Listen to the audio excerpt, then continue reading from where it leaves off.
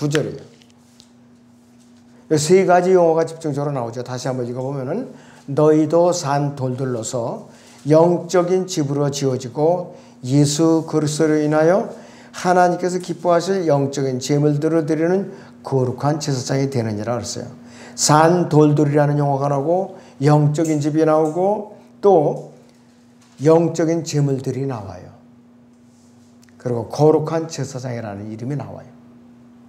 짧은 문장이지만 아주 의미 깊은 단어들이 이렇게 나오고 있어요. 자, 세상에는요, 수많은 돌들이 있어요. 수많은 돌들이 있어요. 이 세상에는. 어떤 돌은요, 거기다 마른 돌에다 이렇게 물을 부으면은 돌이 소리를 내면서 운다고 그래요. 돌이. 그러면 비싸겠죠. 가장 비싼 돌은요, 수백만 원에서 수천만 원씩 가요. 돌 하나에. 그러나 이 세상에 수만 가지 돌이 있고 아무리 비싼 돌이 있을지라도 이건 죽은 돌들이에요. 하나님 편에서 가장 소중한 돌들은 성령으로 거듭난 성도들의 산 돌들이에요. 죽은 돌들하고 산 돌들하고 재료도 다르고 집도 달라요. 죽은 돌들은 어떻게 되냐? 죽은 집밖에 못 지어요. 살아있는 영적인 돌들은 살아있는 영적인 집을 지을 수가 있어요. 서로 차원이 다른 것이. 그 성도들이 산 돌들이라는 것은 뭐냐?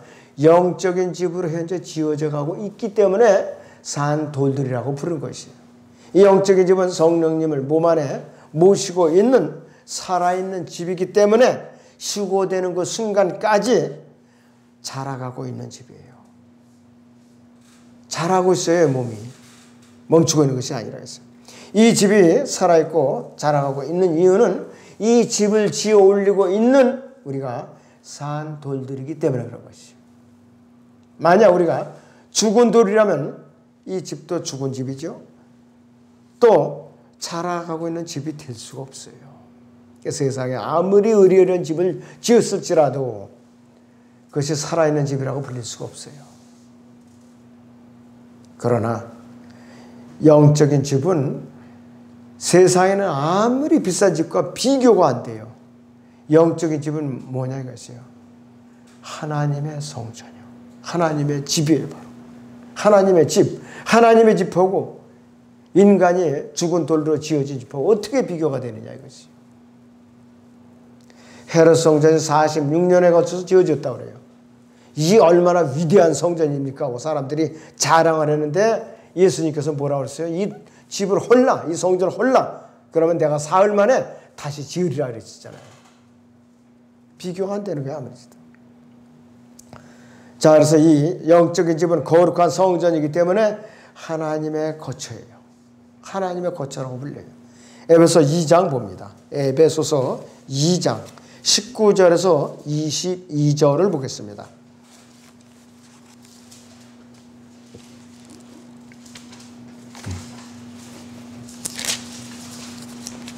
에베소 2장 19절에서 22절을 보죠. 그러므로 이제부터 너희는 더 이상 나그네도 타국인도 아니요 오히려 성도들과 같은 시민이며 하나님의 가족이니라. 너희는 사도들과 선지자들이 기초 위에 세워졌으며 예수 그리스도께서 친히 귀중한 모퉁이 돌이 되셨고 그분 안에서 건물 전체가 함께 알맞게 맞추어져 주 안에서 거룩한 성전으로 자라가며 또한 그분 안에서 너희도 성령을 통하여 하나님의 것처럼 함께 지어져 가고 있는 것이라. 성령을 통하여 하나님께서 하나님의 것처럼 지어져 가고 있어요.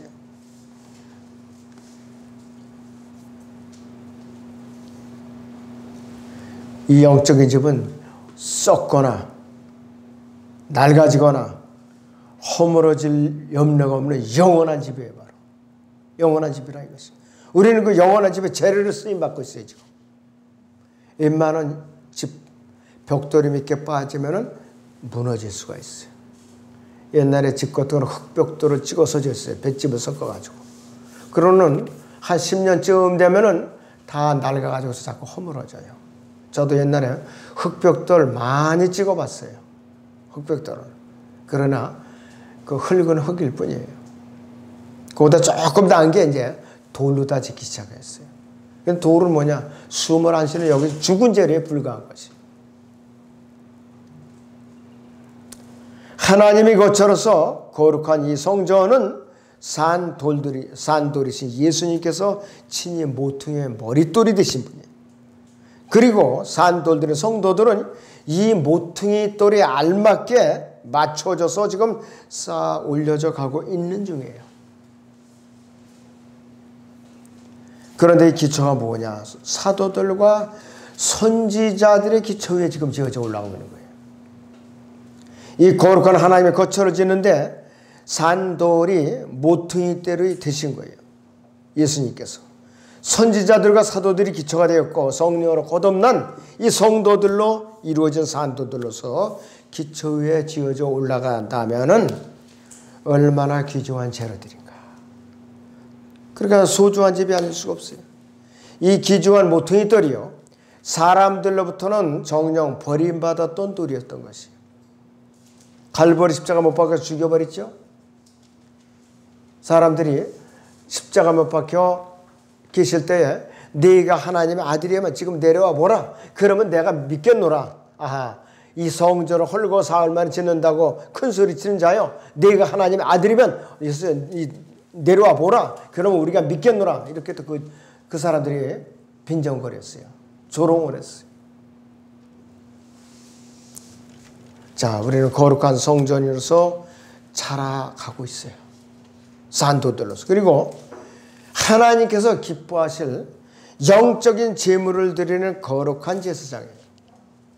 이 세상에 수많은 가지 종류의 종교들이 있어요. 제사장들이 수많아요. 많이 있어요. 가톨릭 제사장들, 신부들 수없이 많아요. 전세가 쫙 깔려 있어요. 그러나 살아있는 영적인 제물을 드릴 수 있는 자격을 가진 사람들인가? 아니에요.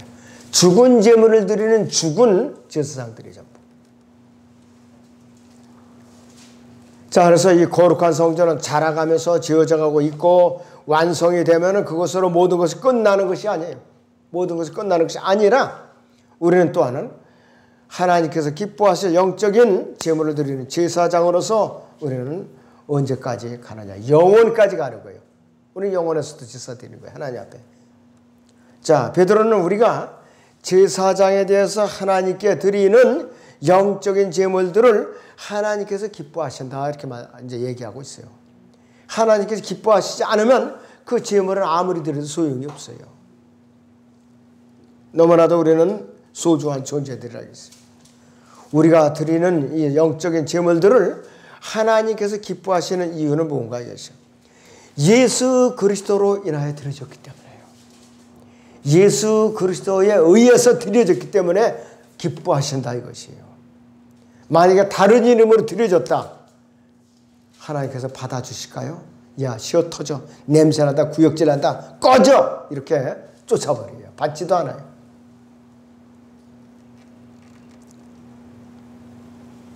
무엇과도 비교할 수 없는 가장 소중하고 영광스러운 일이 아니야 이것이. 여러분들은 그 재료에 바로 살아있는 재료라 이것이.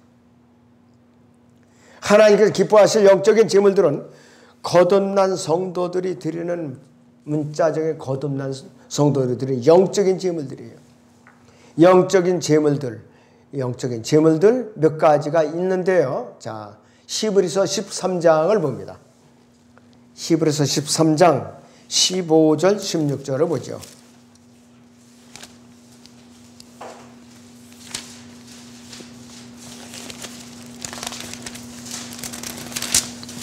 히브리서 13장 15절 16절을 봅니다.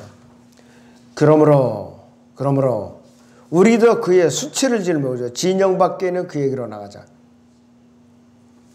15절 16절 제가 잘못 읽었어요. 그러므로 우리가 그분을 통해서 찬양의 제물을 하나님께 계속해서 드리자. 이것이 그의 이름에 감사하는 우리 입술의 열매니라. 또한 선을 행함과 함께 나누는 것을 잊지 말자. 하나님께서는 그러한 제물들을 매우 기뻐하시느니라 그랬어요. 여기에 보시면은 찬양의 제물이 있어요. 첫 번째로 15절에서. 그 다음에는 또 감사가 있어요. 15절에. 그 다음에 16절에 보면 선을 행함. 그 다음에 네 번째는 함께 나누는 것. 찬양의 제물, 감사, 선을 향함, 함께 나누는 것. 이것이 신약시대의 성도들이 하나님께 드린 영적인 제물들이에요. 바로 이러한 것을 하나님께서 기뻐하시는 제물들이에요. 이것이 바로 하나님께서 기뻐하시는 영적인 제물들입니다. 영적인 제물들 중에 세 번째인 선을 행함이라는 이 제물이 또 좀 깊이 들어가 보죠. 우리는 에베소서 2장 10절을 보겠습니다. 에베소서 2장 10절을 보겠습니다.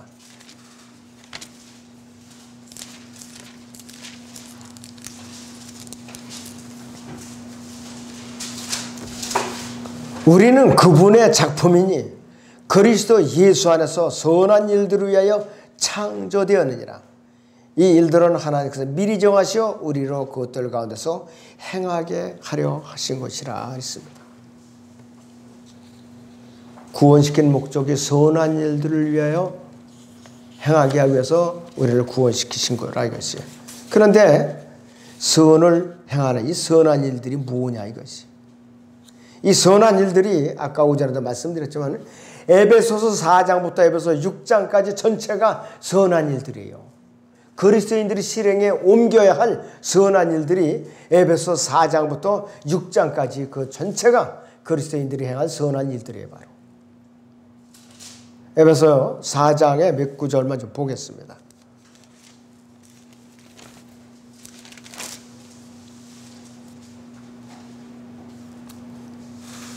자, 1절부터 6절까지 보죠.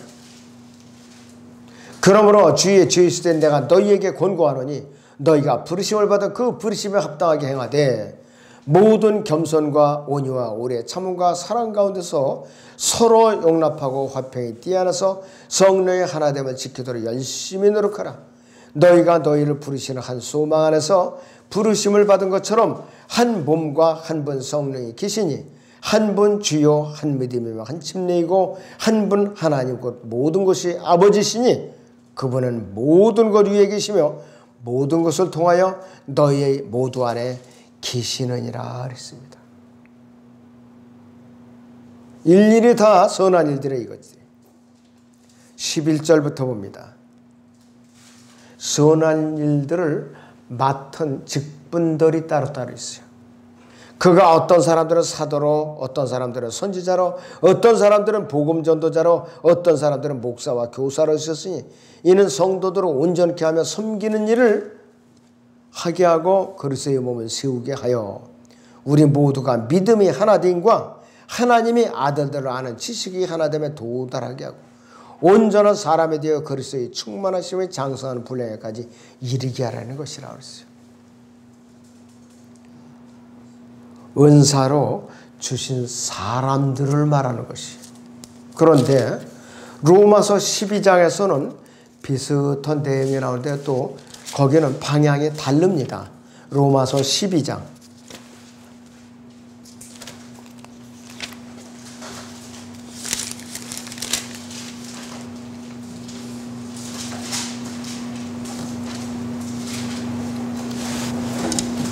자, 로마서 12장을 보시면은요, 여기에 쭉 이제 내용들이 나와요.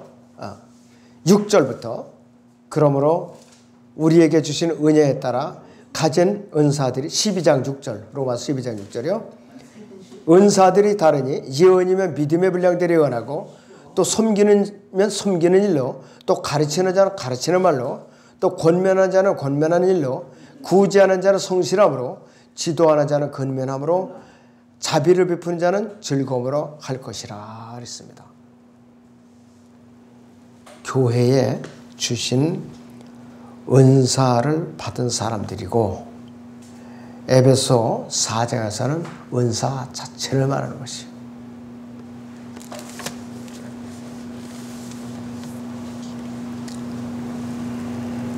선한 일들과 관련해서요. 고린도전서 6장 1절을 보겠습니다. 고린도전서 6장 1절을 보겠습니다.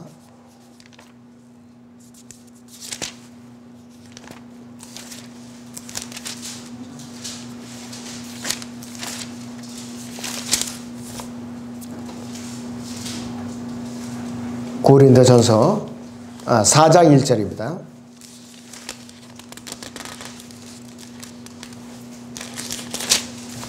그러므로 사람들이 우리를 그리스도의 일꾼이며 하나님의 신비들을 맡은 청지기로 여기하라. 청지기가 요청되는 것은 무엇보다도 신선한 사람으로 발견되는 것이라고 그랬어요. 하나님의 신비들은 문자적으로 하나님의 신비들이에요. 대표적으로 몇 가지만 다시 복습을 하죠. 첫째는 예수 그리스도께서 처녀의 몸으로 성령으로 잉태되어서 탄생하셨다는 경건의 신비예요. 경건의 신비. 디모데서 3장 16절에 들은 경건의 신비.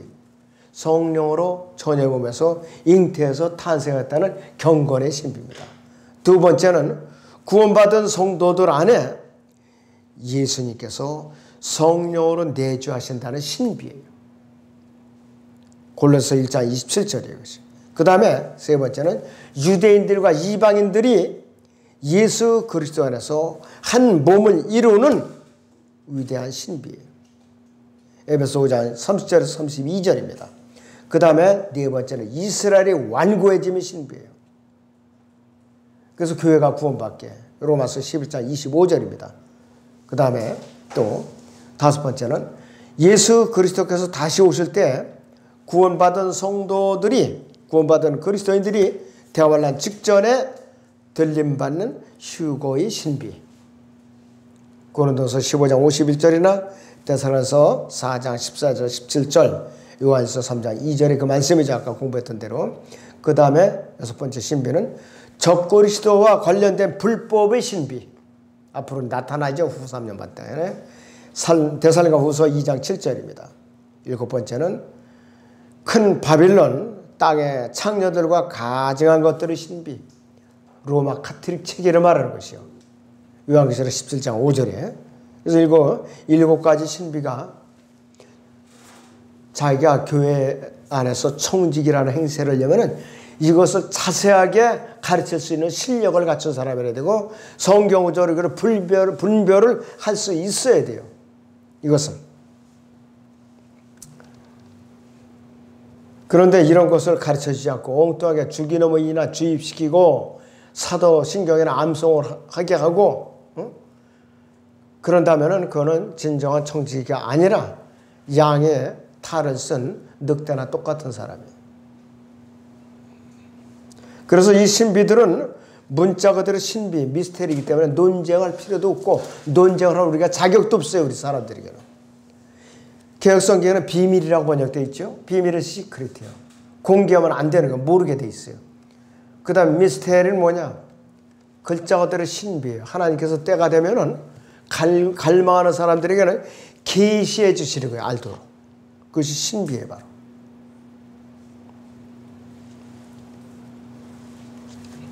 그리고 진정한 청직이라면 교회 안에서 도대체 이 교회에서 나를 필요로 하는 일이 뭔가, 내가 도와야 할 일이 무언가, 뭐가 부족한가, 이것을 살펴서 자발적으로 움직이고 행동하는 사람이 청직의 직분이에요.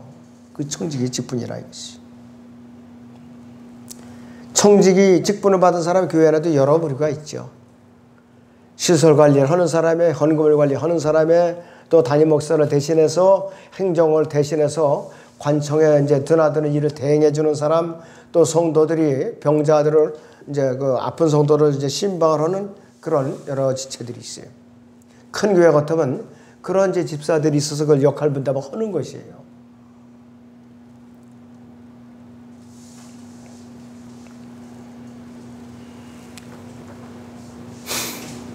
자, 하나님의 은혜를 맡은 청지기가 말하는 은혜를 맡았을 경우에 청지기는 성경을 통해서 하나님께서 말씀하신 대로 절대 순종하는 거예요. 자꾸 이 일을 즐겨하면 안 되는 것이에요. 그 청지기가 맡은 능력이 자기 능력이 아니에요. 하나님께서 주신 능력이에요. 성실하게 수행을 하면 하나님께 칭찬을 받는 것이고, 근무를 태만하면 하나님께 이제 책망을 받는 것이. 그러니까 10달란트 비유가 나오죠.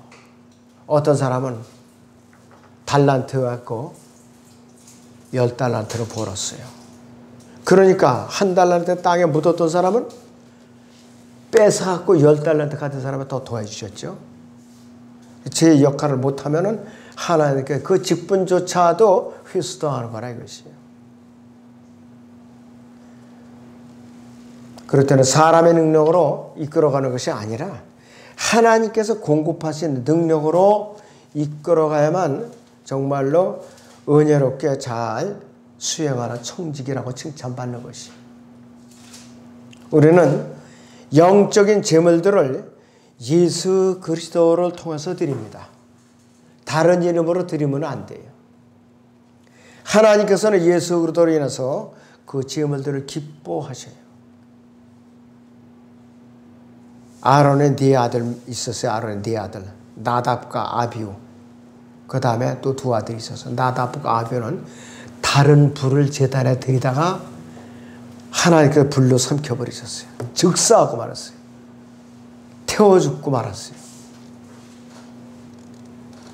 하나님 앞에 다른 불을 들이면 안 돼요. 구약 시대에는요, 실물 제물을 드렸어요. 제단에 갈 때마다 빈손으로 안 가고. 그 신약에서는 우리가 영적인 제물들을 이제 찬양의 제물, 감사, 선을 향함, 그 다음에 함께 나누는 이 제물, 영적인 제물들을 소홀히 하면은 뭔가 영적인 생활의 균형이 안 맞아요. 깨지게 돼 있어요. 가정도 어그러지게 돼 있어요. 교회도 어그러지게 돼 있어요. 이 균형이 딱 맞아야 돼요.